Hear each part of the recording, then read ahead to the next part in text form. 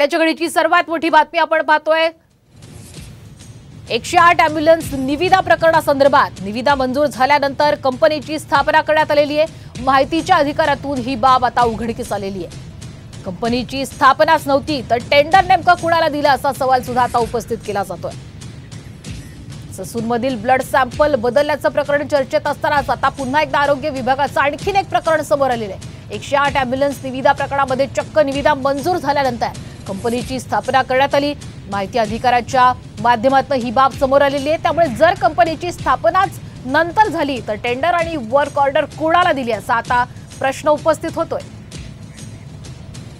मार्चला ज्या कंपनीची वर्क ऑर्डर काढली त्या कंपनीची स्थापना 12 एप्रिल 2024 रोजी झाल्याचं पुढे आलेलं आहे।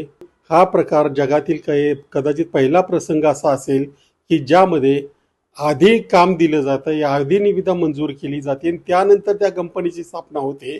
एवढा मोठा प्रकार महाराष्ट्राच्या मंत्रिमंडळात होतोय।